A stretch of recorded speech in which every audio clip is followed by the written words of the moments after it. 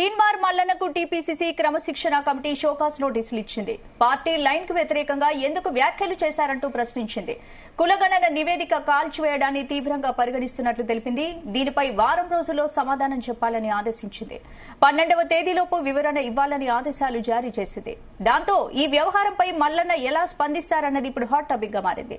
ఇదే అంశంపై ఇవాళ డిబేట్ లో చర్చిద్దాం. ఈ రోజు డిబేట్ లో మనతో పాటు మా ఎడిటర్ భరత్ గారు కూడా జాయిన్ అయ్యారు. Good evening Bharat. Good evening స్పందన. రైట్, ఏంటి భరత్ ఇప్పుడు తీన్మార్ మల్లన్నపై కాంగ్రెస్ కానీ పీసీసీ కానీ షోకాస్ నోటీసులు ఇచ్చింది, మరి ఏంటి ఏ విధమైన చర్యలు తీసుకున్నారు? పీసీసీ క్రమశిక్షణ కమిటీ నుంచి చిన్నారెడ్డి, క్రమశిక్షణ కమిటీ చైర్మన్ చిన్నారెడ్డి దీనికి సంబంధించిన నోటీసులు ఇచ్చారు కొద్దిసేపటి క్రితం.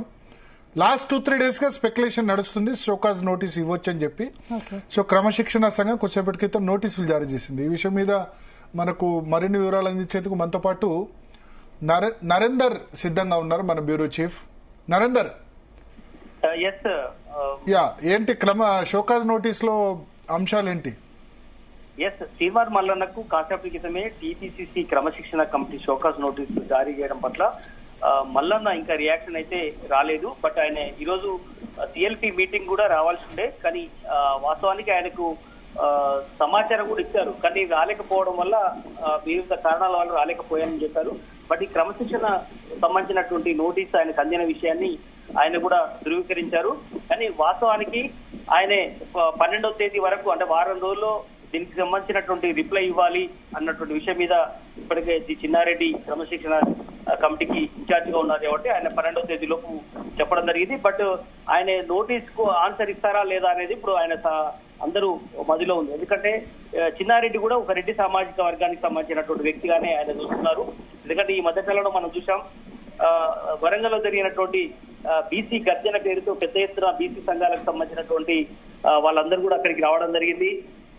బట్ అక్కడ పెద్ద ఎత్తున రెడ్డి సామాజిక వర్గానికి సంబంధించినటువంటి వ్యక్తి సీఎం రేవంత్ రెడ్డి చివరి ముఖ్యమంత్రిగా ఉంటారు. భవిష్యత్తులో బీసీ సామాజిక వర్గానికి సంబంధించినటువంటి వ్యక్తి సీఎం కాబోతారని కావచ్చు. కులగణనకు సంబంధించినటువంటి లెక్క మొత్తం అసెంబ్లీలో చర్చకు తీసుకురావడం, దానికి జనాభా లెక్కలలో బీసీల లెక్కేందో తేల్చిన నేపథ్యంలో తక్కువగా చూశారంటూ తీన్మార్ మల్లన్న ఆగ్రహం వ్యక్తం చేశారు, ప్రెస్ మీట్ పెట్టారు.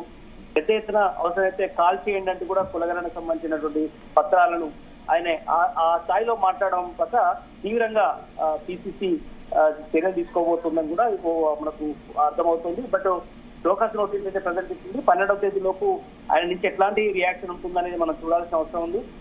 బట్ ఇప్పటికే చాలా సార్లు కూడా ఇష్టానుసారంగా క్రమశిక్షణ ఉల్లంఘన చేయాల్సిన పరిస్థితి వచ్చింది. మళ్ళీ దీనికి ఎందుకు చేయాల్సి వచ్చింది అనేటువంటి విషయం మీద కూడా చాలా సుదీర్ఘంగా, అంటే చాలా అంశాలను ఆయన ధృవీకరిస్తూ చిన్నారెడ్డి మాట్లాడారు. దీనికి సమాధానం ఇవ్వాలి అనేటువంటి విషయం మీద దాంతో రాయడం జరిగింది. ఆ నోటీస్ కు ఎలా రిప్లై ఇస్తారు? ప్రజెంట్ అయితే ఆయన అవుట్ ఆఫ్ స్టేషన్ లో ఉన్నారు, హైదరాబాద్ లో అందుబాటులో లేదు.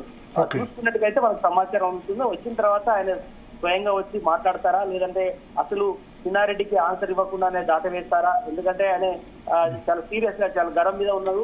మనం చూస్తున్నాం మొదటి నుంచి కూడా బీసీ సామాజిక వర్గం కోసం బలహీనంగా, మొదటి నుంచి కూడా బీసీలకు అన్యాయం జరుగుతుంది. ఎమ్మెల్యే సీట్ల విషయంలో కానీ, మంత్రివర్గంలో చోటు లేదని చెప్పడం కానీ, అదేవిధంగా పేరుకే నాకు ఎమ్మెల్సీగా టికెట్ ఇచ్చారు కానీ నాకు సొంతంగా నేనే గెలవగలిగాను, వాళ్ళు ఎవరు నాకు సహాయం చేయలేదని కూడా ఉమ్మడి నల్గొండ జిల్లాకు సంబంధించిన మంత్రుల మీద కూడా ఆయన ఫైట్ చేసిన సందర్భాన్ని మనం చూసాం. బట్ ఈ క్రమశిక్షణ సంబంధించిన నోటీస్ మీద ఆయన ఏ రకంగా చేస్తారో చూడాలి. ఈ రోజు సిఎల్పి మీటింగ్ లో కూడా ఆయన ప్రస్తావన వచ్చింది. అనిరుద్ రెడ్డి అంశం 8 మంది ఎవరైతే మీటింగ్ పెట్టుకున్నారో ఆ అంశంతో పాటు మల్లన్న ఎందుకు ఈ రకంగా మాట్లాడుతున్నారని కొంతమంది ఎమ్మెల్యేలు కూడా దీపాదాస్ ముఖ్య దృష్టికి, అదేవిధంగా పిసిసి అధ్యక్షుడు మహేష్ కుమార్ కూడా తీసుకురావడం జరిగింది. బట్ దీని మీద త్వరలోనే ఇలాంటి వాళ్ళకి ఖచ్చితంగా ఫుల్ స్టాప్ పెట్టాలి, ఇట్లాంటి వాళ్ళకి లక్ష్మణ రేఖ దాటే వాళ్ళపై చర్యలు ఉండాలి అనేటువంటి ఏకగ్రీగా కూడా విషయం. అందుకే అందులో భాగంగానే మనం చూడాల్సిన అవసరం ఉంది. అందుకనే క్రమశిక్షణ కమిటీ షోకాస్ నోటీస్ ఇస్తుందని మనం భావించాలి. కానీ 12వ తేదీలోపు ఆన్సర్ ఇస్తానని అయితే నేను ఎక్స్పెక్ట్ చేయట్లేదు. ఖచ్చితంగా ఆయన ఇవ్వకపోవచ్చని అనిపిస్తోంది.